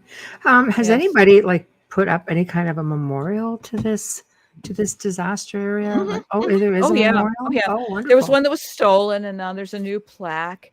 Who There's the a hell would lot. do something like that? That's I Same don't. people that take headstones out. I guess Gewalt. so. I don't know. Yeah. I don't know. Yeah. Michigan people. I don't know. They're just. Mm. They put up another plaque, and again, there's the Eastland Disaster Historical Society out of Chicago, the Mm. Newberry Library. It's getting a lot more recognition than it did a quarter of a century ago when we first discovered it. And there's been a few books written. I think mine is the only one that's kind of brings up the paranormal topic of it, I think. Um, so there's, and I'm really glad. I mean, anybody that writes anything about this and brings attention to it, great. I hope at some point, hopefully I can release my audio book before the end of the year, provided I can get all the sound according to Amazon's specifications. But I think that will help too, because I like to listen to audio. I really do. And a lot of people don't like reading. So I think that will help. So anything that I can do to push it forward. And I think recognizing too, that this is just, the next chapter. She gave me so much, but she's also allowed me to touch other lives. I got to meet you guys for one thing. Absolutely. And I think it's awesome. I wouldn't be talking to you or not for her, Thank you. And Yeah. I'd be Yeah, we denying feel my the same. amazing. We feel the same. Yeah. I feel the same. It's just good people. And I think of the adventures she's given me that she could never have. And my grandmother could never have. So I think, in a sense, I feel like I'm just running and doing. There's a prayer from Reformed Judaism about we honor our dead the best by carrying out the wishes and the acts, the intentions that they would have carried out had they continued onward. And that's how it's part of the Kaddish. But I feel that. I feel like I continue, and when I'm gone, it's like, yeah, you take this mess, run with it. I'm on too. So I already know who's going to get You'll it. be there one day, Yes. Yes. and hopefully, your people, your descendants are going to watch for the signs, because clearly They'll be more you know what they're all open-minded. about. Yeah, just could throw We've things already off the warned fridge. them. Yes. It's Yes. like, off we go, top of the fridge. That's it. Exactly. I will That was throw Aunt things. Natalie. That's Yeah, there you she know, is again. I know. Yes. She had a fridge thing. I know. Tell Right, it leave your pathetic, mark. Yeah, it's tell like, them why in the advance. fridge? Yeah, and I That's mean, I it. had a hard enough time keeping clean, and then I thought, oh, don't mess it up. It's already a mess. So That's neatness it. is not my thing. Yeah, You exactly. just let So, them know. If you got an issue at the top of the Yeah. fridge, it's going to be me. yeah, it's So, not Marie Kondo coming to visit. So there you go. Anyway, Right. so You should just So, come yes. back and go after all the OCD relatives. oh, don't. Oh, Amelia, offline. That's an offline that could be topic. Yes. fun. That could be Very fun. special Oh, people it's that- something I'm planning on doing with a few. Oh, me too. I've got a couple in mind. They're just like, you wait. Oh my gosh. If I don't write an article to shut you down, I will come back and haunt you. So anyway, yes, indeed. Oh well, just kidding. No, I'm not. Anyway, but No. it does. Sorry, not sorry. Much open Yeah, about it sorry, now. not sorry. Well, sometimes Yeah. I think that we have to speak for those who can no longer speak and I agree. stand up for those who Absolutely. cannot stand up for themselves and who are, yeah. Mm. And I think that that's one the other sealed order I've come in this life with too, is to just bring some things to attention. Long before this, I was writing things that were just helping shut down certain things that should not have gone on. So yeah, so it seems to be So, a thing. you considering writing another book? Maybe. I like the I ho- whole well, I hope- haunted genealogist thing. I think that's I don't even know if that's actually been done. When you were Well, it saying that has, but genealogists yeah, have these yeah, it has. experiences, I think that would be really wonderful to talk about, because I I think when you might. do start digging and you do start, Things happen. researching, and they Mhm. want you to know, Mhm. why not? Mhm. Yeah, I think that's a possibility. I think, Mr. Jones has done such a good job with that already, but because it's kind of like a series of anecdotes, it's not really a book. I think when you tell a story, it can be interesting. The thing that happened to me accidentally was I started to get involved with, of all things, like what happens, how do you become a good ancestor? Mm. One of those things is taking care of your estate now. So your folks aren't left with this. And the other thing too is what I ran into, and it's rather ghastly, and I'm still processing it, is that people that have taken advantage legally of certain people and wormed their way into their lives because no one was there to stand up for them, because they didn't have I have this justice thing too going, by the way, guys. So when I saw this happen, I thought, oh my gosh, it's too late for this individual. But I thought, you know what? That's something that bears writing about too. So becoming a good ancestor means also advocating for the living, advocating for those who are about to depart. Like my mother, her wishes were honored, but Right. this didn't happen with this other person. And so her life, her estate, everything else seemed to be taken. And it was just not a relative of mine, but it was something that I was privy to. And it was like, oh, so I thought, how often does this happen? So I've witnessed again, that just recently, just in the often. last few Really? years. Okay. And it's devastating to watch that happen to Devastating. someone. Yeah. yes. And you get the right grifters that move on in, and it's like, Oh, Holy and smokes, their folks. family, but Yes, not my yes. family, but her Not your family, but family. their family, yes. I tried to get involved, but it was, I even went I right understand. through to a trustee in the government and lawyers and everything. Like, I just to protect her, even though personally she didn't really deserve it, but I can't stand to see anybody go through something like that. Exactly, But exactly. But it's good you did it, but that's, I mean, I didn't do anything because it didn't end up meaning anything in the end. They ended up with things they shouldn't have had. yes, I So totally get it. I think I totally get it. At least the vibe I'm getting from you feels like what we've just, discovered, not that went through, but yes. discovered. Mm. And so that's one of those, it's not it's not usually something that, it's the justice side of me. The supernatural will always be there. But I also feel like this woman who departed, I thought, guide me. I will try to help you. I will try to get post-death justice for you somehow, and for people that you would have wanted to have it for. So it's taken me down some weird paths that I'd rather not go down. But if the call comes, I'll say, okay, what do you want? Until I'm shut down or until I'm led into a different direction, I'm just going to follow it and do what I need to do. I'm backwards here. Dolly's asking. I'm trying to figure out what the heck you are doing. I'm just. I was seeing trying this to on my- point I'm trying to keep up because we have the this stupid thing, right? camera's And it goes in my backwards. thumb or my hand goes up. It means something. I'm going, okay. So the finger goes up. She's signing. This, and I'm like, what I'm does it pointing to mean? the chat room because it's Okay. to the right, but see, One it's sec. backwards, right? Because Dolly asked, was she kosher? If she was, it may be the reason why the fridge. No, that side So isn't no. Jewish. So no, no. That Okay. we've got Dolly. We have a very mixed family. I've got the Jewish folk. I've got the Orthodox Christian, Roman Catholic, Byzantine Christians, Lutherans. Have I missed anybody? We've got everything in this family. That's unusual family makeup, but we are everything. So yeah, so I basically code switch quite a bit depending on where I'm at. It's like I love them. It's like girls, you're all pretty, but I can't choose one religion, so I just kind of choose the all of that stuff and kind of enjoy the Eastern European gods and goddesses. And they're kind of an unstable bunch of people, just like my family, so I love them. So yeah, yes, those are my people. Those are mine. There's a lot of fun stuff though in that wood pile. Oh yeah, lightning bolt here, lightning bolt there. We're good. Exactly. So now, if Thor, if only Thor really looked like Chris Hemsworth.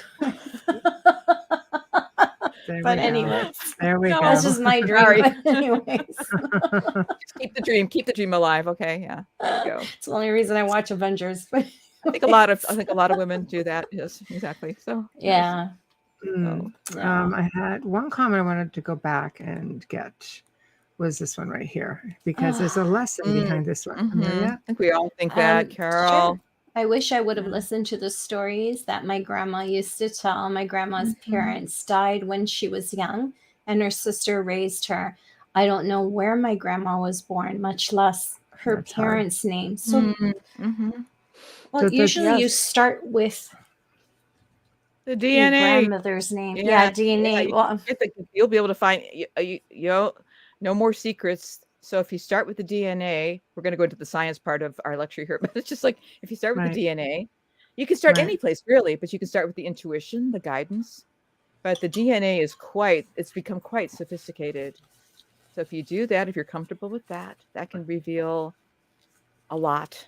And it's like that labyrinth or like that, the rabbit hole. You can just go down and have all kinds of fun. So there's many places you can enter. Just be prepared for anything. If you have people who are still living, I think it's great. Talk to them, listen to the stories. It's sad because I feel that we don't take enough time. Life is so busy. No. And maybe it's a preference thing. Maybe it's just people have no patience. It's that whole Cats in the Cradle song that runs through my head. Oh yeah. Take the time and listen to the elderly in your life because they are your storytellers. Your library. They are. They hold everything. Because when they're gone, if you don't get it, chances are, I mean, at least in this generation, it'll be photographs and things, but it doesn't mean that you get cat videos. Everything. Yeah. Well, yeah, for sure. It's true. You're right. And the thing is, too, in fairness to Carol and even myself, sometimes when we're young, we don't know to ask. We don't know what to ask. And the elders, like my Eastland folks, the people that they didn't want to talk about it. So my grandfather, when he came over, he lived with us until he died. he didn't want to talk about life in the old country when we heard about it, but Mm. there's nothing I want to say, nothing, nothing to say. So it was too painful, too Right. horrible. Yeah. So, I mean, we try, but I want to encourage everyone. You can still get so much information, and you really can construct a story. It takes work. It's not easy. It's a really icky, weirdy, crazy path. But I found relatives over in Poland the last few years through the DNA. They were able to give me photos of people I never thought I'd see. So Wow. be prepared to be surprised. I think when you ask, I always ask, I said, I want to find you, help me. And you will be led by that still small voice and some science with DNA and whatever. Use every tool that is available. The tools are wonderful. Mm. And I always wish everybody well on the journey. And again, you're going to find some stuff you think, whoa, close that door. But better to know, better to know. Mhm. But Oh, there's so much. There's so much. my There we go. niece Samantha. Yeah. I got to Oh, spend the wow. weekend listening to my great uncle's stories about fighting in Oh, Vietnam. There Yeah, you I saw go. the That's one pictures of you example. with Gigi. That's nice. But That's that's so one cool. example, right? That's Sometimes, a I great, mean, Yeah, you her have that mom's side. access, Yeah, relish that's really in it, cool. Yes, right? grab it, get that, and record it if you can. Record your elders. it's her Um, brother Tyler who had the experiences, who talked about all the facts of the Titanic when he was only very, very what? little and too little What? to know anything. It's her brother. Yeah. Uh-oh, a Yeah, walk-in. yeah, Okay, go I ahead. like it. Yeah, go ahead. Tell the story, Amelia. Well, he would Oh. tell us, he would give us facts of how many people were on the ship. He believed he was the captain. He spoke like And how old was he he? was in that position. Whoa. Oh my God, like 3, 4, 5 See, and there you up go, until right about there. 9. That's what I wanted you to say. Yeah. And there My was, gosh. it was before the film even came out, because I actually watched the film with him because they spent the weekend at my house. Yeah. And he just astounded me. Like, he was talking about how many people were in what Gosh. class, how they closed the gates. These are things that Gosh. a young child Mhm. wouldn't know. Exactly. And it was An adult wouldn't know that. Oh my God. no, we all do now because You he's do told now, us for so but many years. I mean, he's older gosh. now. I That's was so born later in my incredible. mom's life, so I'm very close in age to my nieces and Oh nephews. my But Yeah. gosh. Oh it my was just gosh. shocking because to hear him say and name the crew, and he knew everybody. Samantha can vouch for me. I was Samantha, oh my just gosh. I was It's just in shock. incredible. Yeah, her brother Tyler, and it's just like, oh my Tyler, gosh, like okay. So I was does like, Tyler wow. still know this? Does Tyler still I talk would about think this? so. He's much older. He Wow. talks about, he's very interested in anything. He still feels so strongly about it. Yeah. And Yeah. he Wow, knows okay. everything about all the wars. My nephews, the My two, he and gosh. Jason are very, very knowledgeable when they were young, and they shouldn't have been. But Tyler, I've never seen anyone like him I Hmm. never ever. heard. I mean, I've heard of it, And but I've my never seen family's anybody. gifted. Like, I've never seen anything like him Hmm. that young, to have that many facts and to be so well spoken and Gosh. to Oh my Especially explain gosh. how so where little. he put himself in the ship and how he put himself, Mhm. at the helm, and that he Whoa. made sure he knew everything. The Mhm. band stayed on and they continued playing. That's not just a saying, Zia. And I'm just like, Oh my gosh. I'm in my Especially when 20s you're going, like 3, you know? We what? need a book Like, out of this one. This is Tyler, incredible. yeah. Yeah, It's that's what just makes like, it so Tyler's fascinating very is gifted. when Yeah. they Oh my say gosh, out you of the mouths guys. of babes, like that's just Yeah, yeah. And that's No it one censorship. his example. story never changed. His story And never when I changed. Oh my gosh. watched, no, because he loves to teach her kids about the Titanic. Samantha's a Oh my mama god. of 4. Oh my gosh. Oh Yeah. my gosh. This is so And cool. What a great.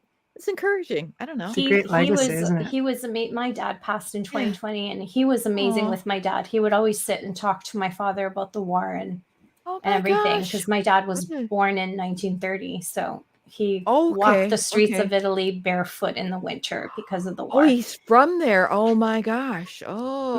My dad, yeah. So Oh my so gosh. when Tyler talks about it, it's hard because you feel the emotion and the pain, and Oh to be a boy. child, like now, I mean, he's older, but when he was a Yeah. child, you would just My sit there gosh. and not, They're talking. how do you comprehend that? Like, how does a child understand that kind of emotion?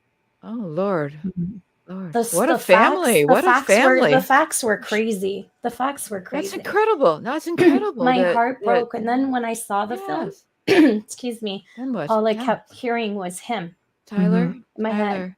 Yeah. But Oh I gosh, what a can't, story. I can't sit through the film like you can't sit through. I can't. It's too hard. I can't sit through the actual film of the Titanic. I can watch the first half because it's fictional. But when it comes to the other part where they Real lock stuff. the third class, I hyperventilate and I Oh my gosh, you all. I can't do it. So Yeah, I it's can't even incredible. thinking about it. I'm emotional. I've never been on a cruise ship. I will never step on one.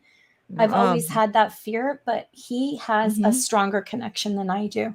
But there's so many stories out there. You can just imagine. That's one amazing story. But anybody who says, you know, oh no, reincarnation is a thing, you know, past lives, you know what?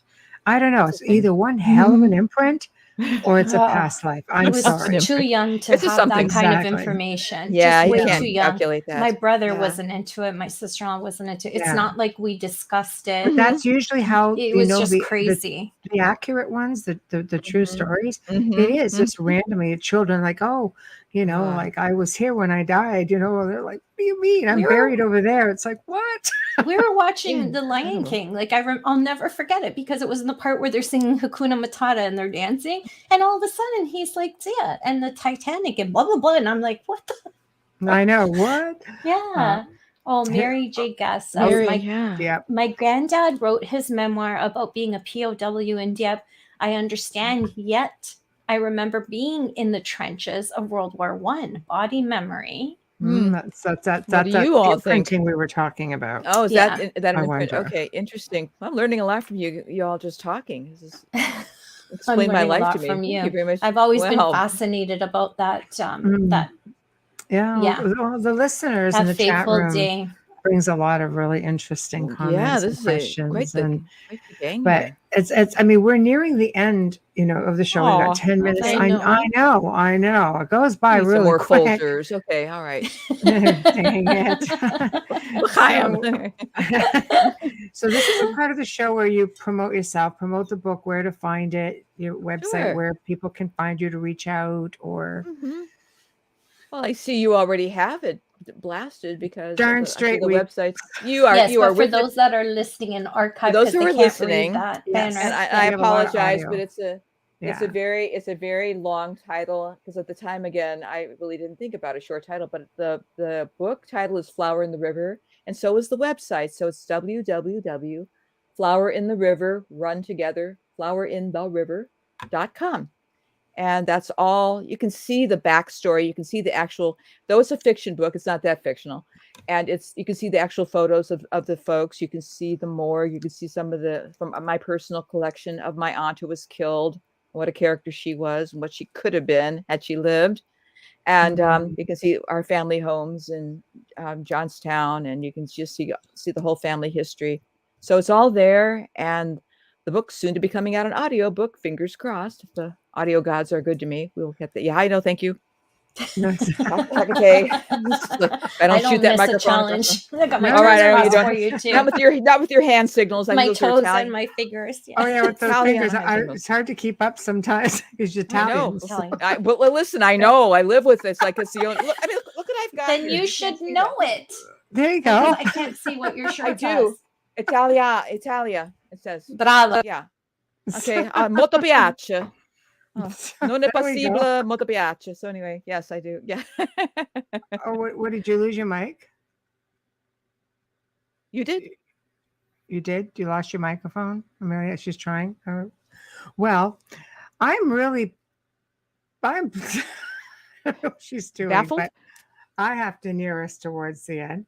So thank you for joining us. And it was really a pleasure. You're just a hoot.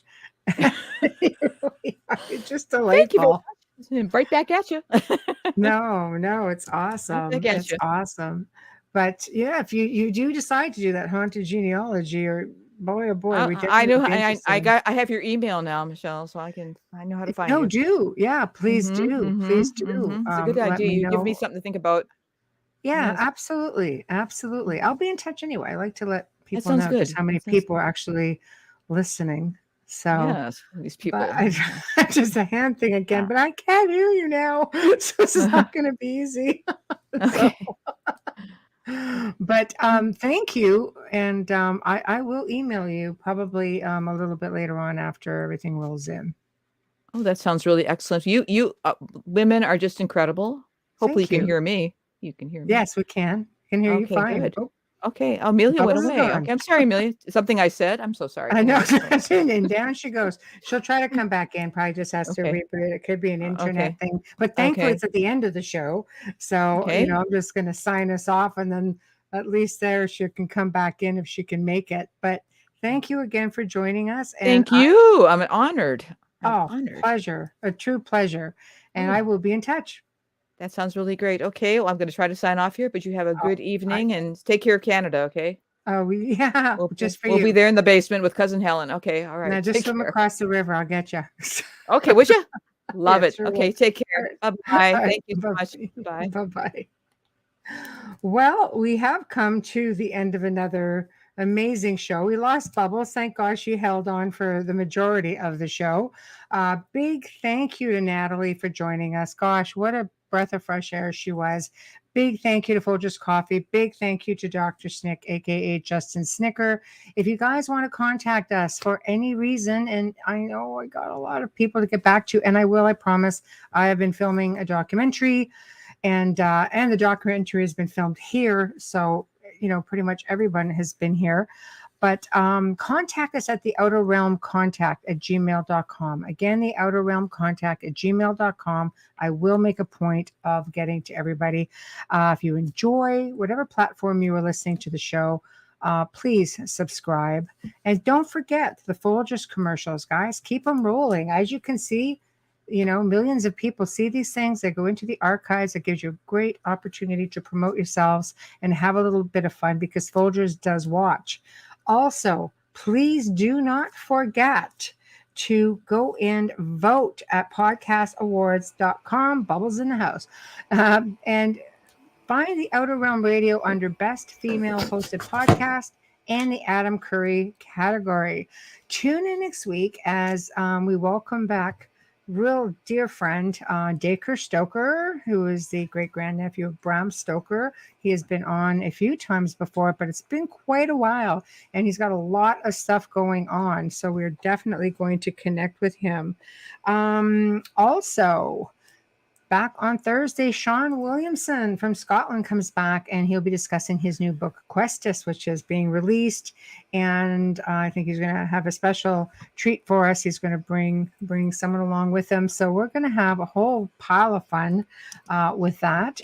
Now, tomorrow night, no, we're not here, but you can catch two more great shows. Catch the Church of Maybus at 8, I think, yes, is it 8 p.m.? I think it is 8 p.m. Eastern.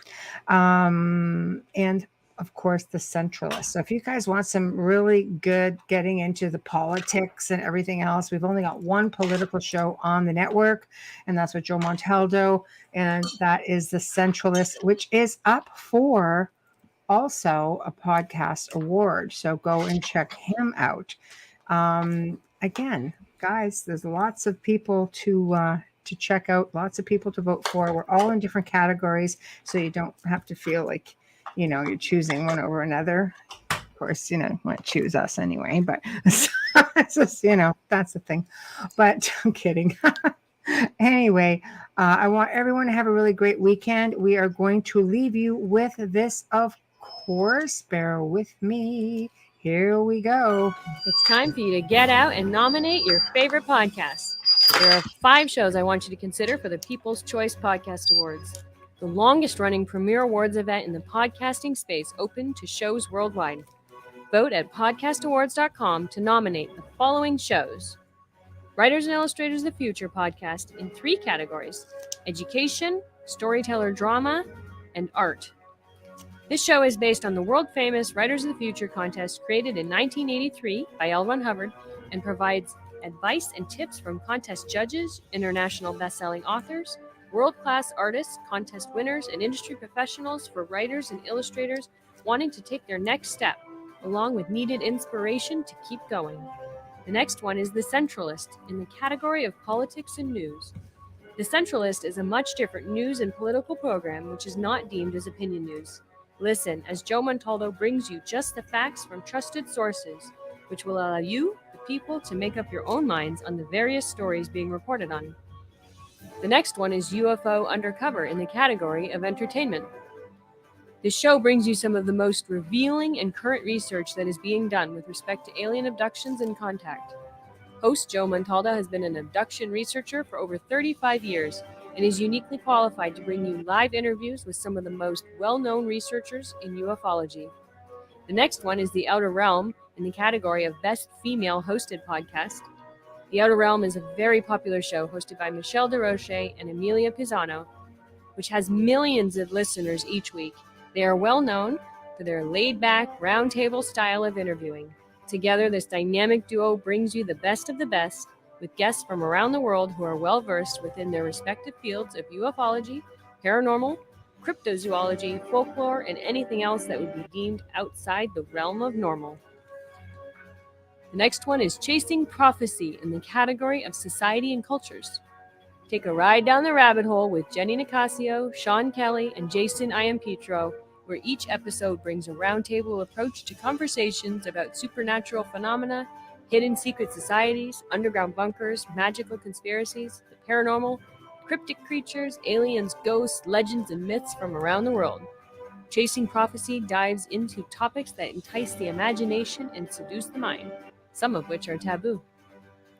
So go to podcastawards.com and vote for these 5 shows and any others you enjoy listening to. That's podcastawards.com. Take a moment and go out and vote. Good night, everyone. Have a great